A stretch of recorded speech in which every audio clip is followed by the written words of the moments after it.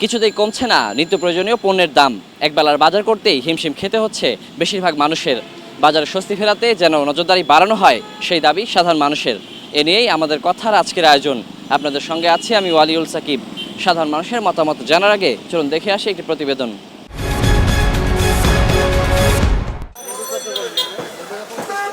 ছুটির দিন মানেই রাজধানীর বাজারে পকেট কাটার দশা ক্রেতার। তার উপর বেশ কয়েকটি পণ্যের দাম বেড়েছে গত সপ্তাহের তুলনায়। ব্রয়লার মুরগি কেজিতে 10 টাকা বেড়ে বিক্রি হচ্ছে 170 টাকায়, আর ডিমের দাম ডজনে 5 টাকা বেড়ে হয়েছে 155 টাকা। আগে লাল ডিমের ডজন ছিল 150, এখন 155 টাকা। আগে সাদা ডিম ছিল 145, এখন সাদা ডিম 150 টাকা। দেশীয় সোনালী মুরগি এবং গরু ও খাসির মাংসের দাম স্থিতিশীল থাকলেও এসবের দাম নিয়ে স্বস্তিতে নেই মানুষ।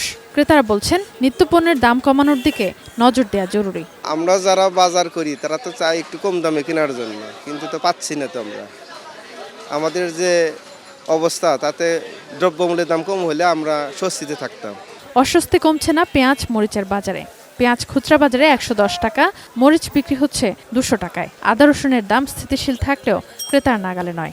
পেঁয়াজ 115 টাকা কেজি দেশি পেঁয়াজ, আদা 260 টাকা কেজি আছে, 240 টাকা কেজি আছে, রসুন 240 টাকা দেশিটা, আর বিদেশিটা হলো 220 টাকা। কমে না, এখন মনে করেন অর্ধেক আয় অর্ধেকই পচায়, এই জন্য মানে দামটা এখন বর্তমানে কমে না। সবজির বাজারে স্বস্তির খবর নেই। খুচরা বাজারে অন্তত 5 থেকে 6টি সবজি বিক্রি হচ্ছে 80 থেকে 100 টাকায়, আর নতুন করে যেসব সবজি বাজারে উঠেছে সেগুলো হাঁকিয়েছে ডাবল সেঞ্চুরি। ঝিঙ্গা 100 টাকা, এই সবই তো দাম কম না, দাম তো বেশি। নতুন সবজি আইছে, কারণ বাজারে যদি চলতে আছে ওটি বর্তমানে আইতে আছে, আর বন্যা যদি নষ্ট হয়েছে ক্ষয়ক্ষতি হয়েছে, কারণ এরা কাছে এটা কিছু দাম বাড়ছে হালকা ব্যথা। একদিক দিয়ে বন্যা হয়েছে, আরেক দিক দিয়ে একটা দেশের একটা পরিস্থিতি, তো মিলে আর একটু জিনিস মোটামুটি যদি নিয়ন্ত্রণে থাকে তাহলে সাধারণ মানুষের জন্য প্রত্যেকটা জিনিস, আর চাঁদা ট্যাক্স দুর্নীতি এটি যদি বন্ধ হয় দেশের সামনে নিয়ন্ত্রণ চলে আসবে। ঢাকার বাইরে কুষ্টিয়া ব্রাহ্মণবাড়িয়ায় বেড়েছে মাছ মাংসের দাম। মাছের মধ্যে ইলিশের দাম কেজিতে বেড়েছে 70 থেকে 100 টাকা।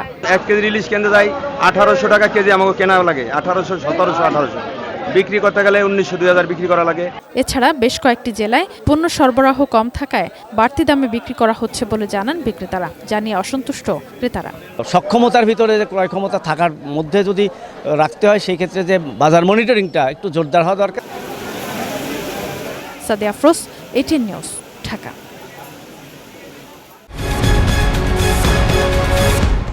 এতক্ষণ দেখলাম প্রতিবেদন, এবার শুনবো সাধারণ মানুষের মতামত।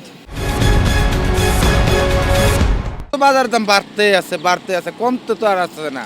কিন্তু বর্তমানে যদি কামাই করি 500, দেখা গেছে বাজার করতে তো আরও 100 শর্ট থাকে। বর্তমানে বাজার পরিস্থিতি আমরা ওই আগের মতো এই দুর্নীতির জায়গা দুর্নীতি রয়ে গেছে। কইতাছে টিভিতে কইতাছে চালের দাম কমছে 3 টাকা, কিন্তু বাজারে গেলে দেখি চালের দাম সেদিন বাড়ে 6 টাকা। কমে কই, বাড়ে তো। তাই এখন আমরা গরিব মানুষ চলতে খুবই কষ্ট। যদি সরকার যদি এরকম কোনো ব্যবস্থা নিত, যেখানে একটা রেট থাকবো দোকানদারের প্রতি কিংবা কাস্টমারের একটা রেট থাকবো, ইচ্ছা করলে বাড়ান যাবে না, ইচ্ছা করলে কমান যাবে না। বাজার নিয়ন্ত্রণের জন্য বর্তমান গভর্নমেন্টের উচিত যেমন সিন্ডিকেটগুলো ভেঙে দেওয়া, এবং রাস্তায় যে চাঁদাবাজি বর্তমানে হয়তো কিছুটা নিয়ন্ত্রণে আছে, তারপরে যদি এটা অব্যাহত রাখে, যদি নতুন করে চাঁদাবাজি শুরু না হয়, তাহলে হয়তো বাজার দ্রব্যের উপরে চাপ কমবে বা দ্রব্যের দামটা একটু কমবে। কিন্তু মূল সমস্যাই হলো সিন্ডিকেট ব্যবসায়ী, যারা মজুতদারি ব্যবসা করে, তারা সিন্ডিকেট করে কৃত্রিম সংকট তৈরি করে জিনিসপত্রের দাম বাড়ানোর জন্য অল্প অল্প করে যোগান বাজারে দেয়, ফলেই জিনিসের দাম অনেক বেশি বেড়ে যায়। আগে আমরা 5 কেজি চাল কিনতাম, এখন দেখা যায় যে আপনার 3 কেজি কিনতে হয়। কারণ দেখা যায় যে যদি আমরা 5 কেজি চাল কিনতে যাই তো আমার আরেক দিক দিয়ে টাকা শর্ট হয়ে যায়। আবার অনেক সময় দেখা যায় যে ডাল কিনতে গেলে নুন ফুরায়, মাছ কিনতে গেলে মাংস কেনা যায় না, মাংস কিনতে গেলে ডিম কেনা যায় না, দুধ কেনা যায় না। এক সময় এক একটা প্রবলেম লেগেই থাকে। কখনো ওরা বলতেছে যে এই কারণে এটার দাম বাড়ছে, ওই কারণে ওইটার দাম বাড়ছে।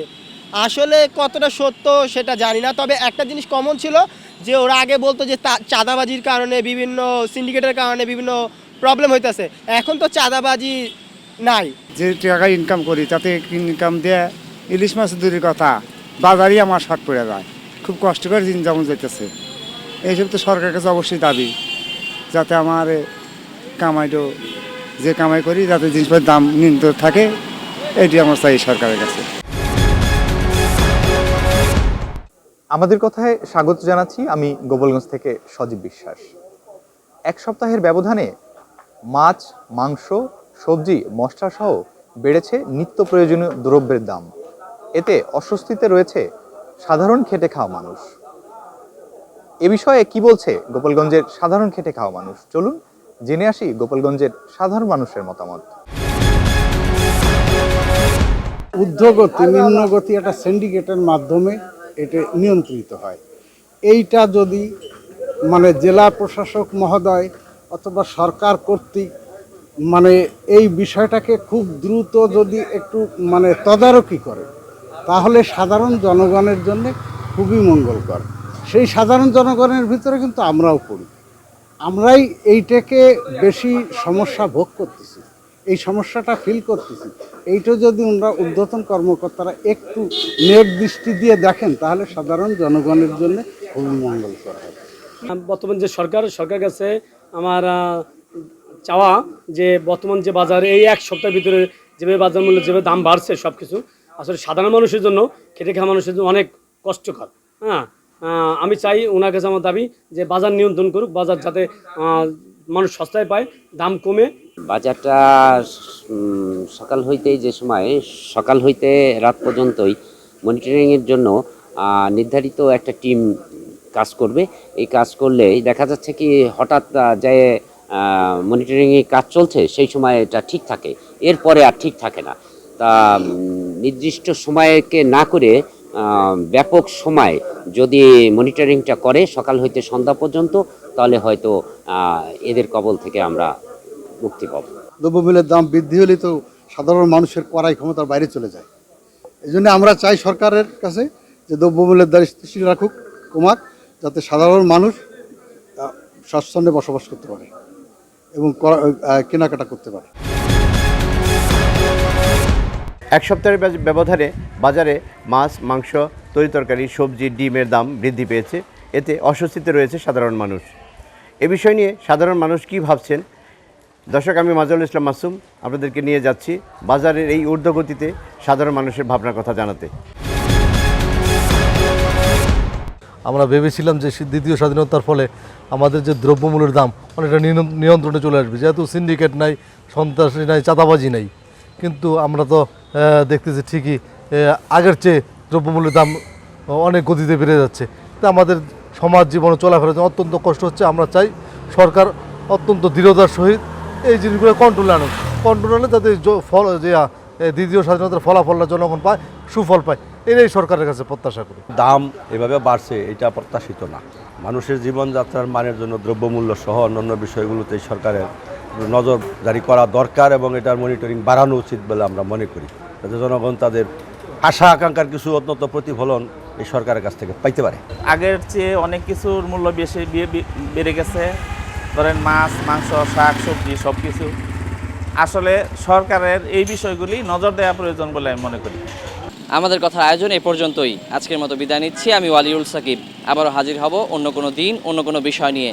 সে পর্যন্ত সবাই ভালো থাকুন, সুস্থ থাকুন, চোখ রাখুন এটি নিউজে।